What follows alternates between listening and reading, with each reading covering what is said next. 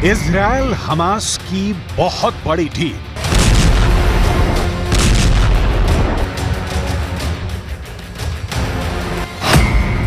बंधकों की रिहाई का खुला रास्ता।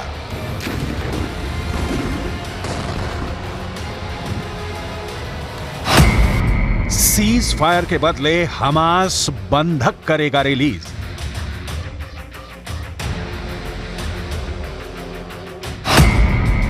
डील पर लगेगी नेतन्याहू की मुहर।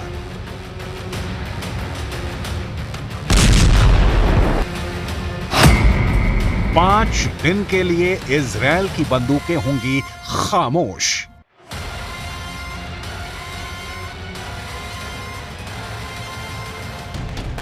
सीज फायर और बंधकों की रिहाई की डील के शोर शराबे के बीच ये बात नोट करने वाली है कि इजराइल अमेरिका की लीक पकड़कर नहीं चल रहा। युद्ध में हथियार भले ही इजराइल अमेरिका से मांगता है, लेकिन जमीन पर इजराइल के सैनिक ही लड़ रहे हैं। जब तक डील पर पूरी तरह मुहर नहीं लग जाए, कुछ भी कह पाना मुश्किल है। हालांकि वॉशिंगटन पोस्ट के मुताबिक डील लगभग कंप्लीट है और उसकी कुछ शर्तें यूं हैं। वॉशिंगटन पोस्ट के मुताबिक 6 पन्नों में इजराइल हमास की डील की डिटेल दर्ज है, जिसमें साफ तौर पर लिखा गया है कि बंधकों की रिहाई के बदले इजराइल 5 दिनों तक सीज फायर जारी रखेगा। शुरू में हमास 50 बंधकों को रिलीज करेगा। उसके बाद हर 24 घंटे पर 50 बंधक छोड़े जाएंगे। यह अस्थायी समझौता होगा, जिसे भविष्य में बढ़ाया भी जा सकता है।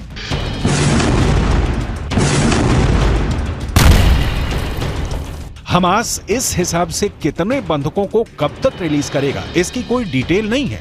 रिपोर्ट में यह बात भी सामने नहीं आ रही है कि इस डील के लिए कोई तारीख निर्धारित की गई है, तो वो कौन सी तारीख है।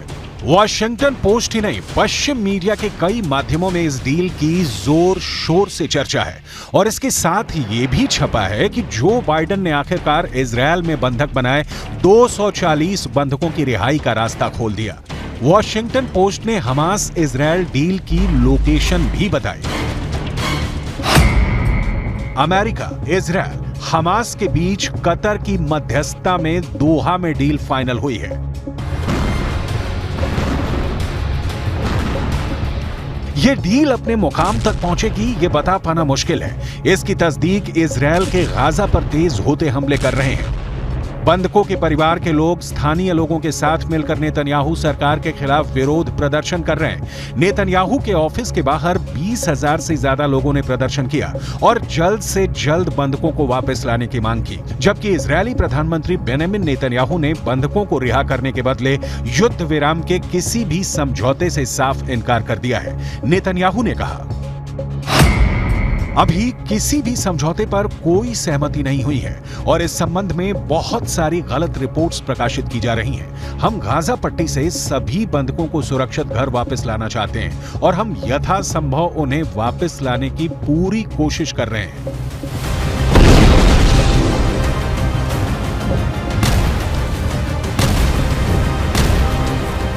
इस बीच युद्ध विराम पर वॉशिंगटन पोस्ट की रिपोर्ट सामने आने के तुरंत बाद जो बाइडेन प्रशासन ने किसी भी संभावित डील से इनकार किया है। जो बाइडेन नेतन्याहू के हर उस कदम के साथ हैं जिसका मकसद है हमास के आखिरी आतंकी के जिंदा रहने तक इजराइल की तोपों का मुंह गाजा में खुला रहेगा। व्हाइट हाउस के प्रवक्ता एड्रियन वॉटसन ने कहा, हम अभी तक किसी समझौते पर नहीं पहुंचे हैं, लेकिन हम समझौते पर पहुंचने के लिए कड़ी मेहनत कर रहे हैं। ऐसा कोई पहली बार नहीं हुआ है कि इजराइल और हमास के बीच सीज फायर की खबरें सामने आई हैं। दरअसल आने वाले दिनों में ऐसा संभव भी हो सकता है कि इजराइल और हमास के बीच संघर्ष विराम पर कोई डील हो जाए। हालांकि नेतन्याहू ने भी यहां तक कहा है कि आने वाले दिनों में बंधकों की रिहाई को लेकर कुछ हो सकता है, लेकिन हमास चाहता है कि तमाम फिलिस्तीन कैदियों को इजराइल रिहा करे, जिसके लिए नेतन्याहू तैयार नहीं। ईरान के विदेश मंत्री के नेतृत्व में हमास के लीडर पुतिन से मिलने मॉस्को पहुंचे थे।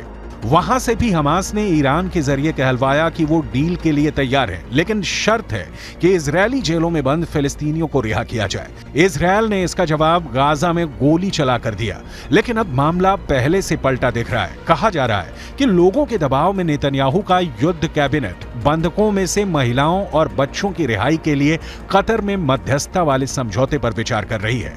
बदले में इजरायल गाजा में कई दिनों के संघर्ष विराम पर सहमत होगा और हजारों फिलिस्तीनी कैदियों में से कई दर्जन को रिहा कर देगा। मतलब बंधकों की रिहाई को लेकर कोई भी दो टूक बात अब तक सामने नहीं आई है।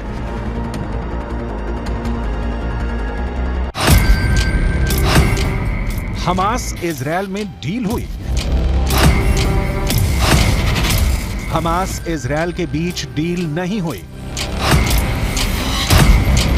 हमास बंधकों को रिहा करने के लिए तैयार है। इजरायल सीज फायर के लिए तैयार है। इजरायल फिलिस्तीनी कैदियों को रिहा करेगा।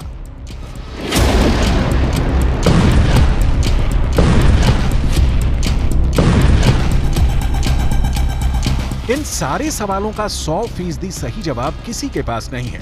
बंधकों को लेकर तमाम तरह की खबरों के बीच सच ये भी है कि अब भी 240 लोगों की जिंदगी हमास के लड़ाकों की बंदूक के ट्रिगर पर टिकी है। 240 लोग 7 अक्टूबर की एक मनहूस सुबह हमास ने उठा लिए, इन्हें गाजा ले गए और इजरायल को अब तक खबर नहीं कि इन लोगों को हमास ने गाजा की किस गली में छिपा कर रखा है, इनके साथ क्या सलूक हो रहा होगा।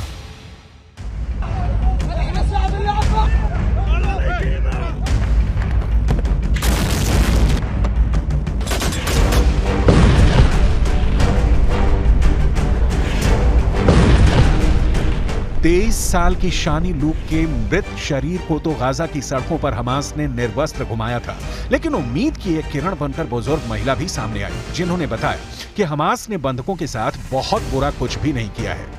इन उदाहरणों की डिटेल आगे दिखाएंगे। इजरायल के रक्षा मंत्री योव गैलेंट हमास के खिलाफ अपनी रणनीति का ऐलान कर चुके हैं, जिसके मुताबिक बंधकों को रिहा करने का एकमात्र तरीका आतंकवादी समूह पर अधिक सैन्य दबाव डालना है। रक्षा मंत्री गैलेंट का बयान उन मीडिया रिपोर्ट के बाद आई जिनमें दावा किया गया था कि कैदियों की अदला बदली की योजना है और हमास इजरायली जेलों में बंद कई फिलिस्तीनी महिलाओं और बच्चों के स्थान पर 50 बंधकों की रिहाई के लिए सहमत हो गया है।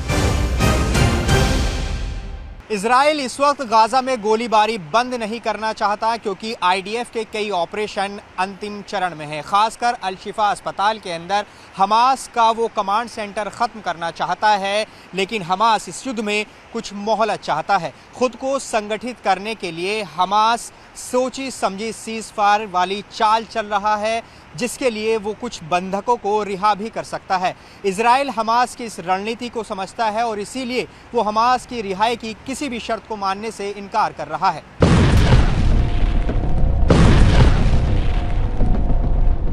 जमीनी हकीकत यह है कि दुनिया भर में अपने खुफिया ऑपरेशन को अंजाम देने के लिए जानी जाने वाली मोसाद अब तक बंधकों को छुड़ाने के लिए किसी सफल ऑपरेशन को अंजाम नहीं दे सकी है। ऐसे में इजरायल की मोसाद पर तमाम सवाल खड़े हो रहे हैं। सवाल ये भी हैं कि क्या इजरायली सुरक्षा और खुफिया एजेंसियों के दिमाग में कोई बड़ा प्लान काम कर रहा है। युद्ध शुरू होने के बाद से हमास ने 4 नागरिक बंधकों को रिहा कर दिया है, जबकि एक महिला सैनिक को इजरायली बलों ने बचाया है। कुछ मीडिया रिपोर्टों में दावा किया गया है कि बंधकों में से लगभग 30 बच्चे हैं। सबकी रिहाई सुरक्षित कराना इजरायल की बड़ी जिम्मेदारी है, क्योंकि अब तक मानवीय आधार पर सीज फायर करने की इजरायल से डील करने की कोशिश कर रहे हमास ने बंधकों की रिहाई की कई देशों की अपील ठुकरा दी है। जिन 240 लोगों को 7 अक्टूबर की सुबह इजरायल से हमास ने अगवा किया, उनमें कई विदेशी नागरिक भी हैं, जिनका इजरायल हमास की लड़ाई से कोई लेना देना नहीं है।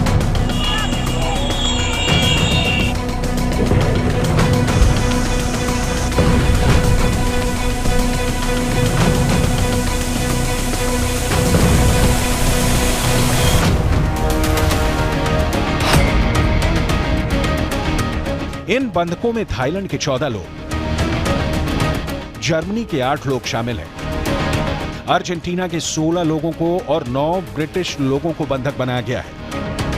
हमास जानबूझकर लोगों को गाजा उठा ले गया। इसी हालात में फायदा उठाने के लिए जब युद्ध उसकी गर्दन पर उतरने लगे तो बंधकों की रिहाई के बदले इजरायल से अपने शर्तों पर डील कर सके। लेकिन इजरायल है, झुकेगा नहीं।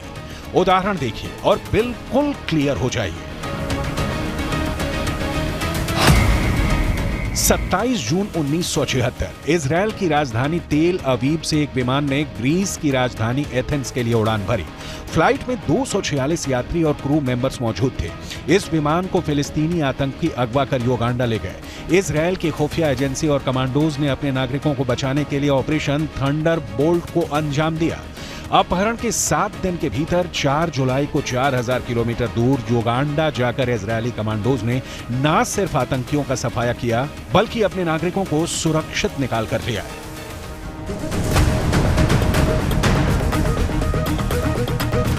इस ऑपरेशन में इजरायल के प्रधानमंत्री बेंजामिन नेतन्याहू भी शामिल थे। इस ऑपरेशन में उनके भाई योनाथन नेतन्याहू की जान चली गई थी।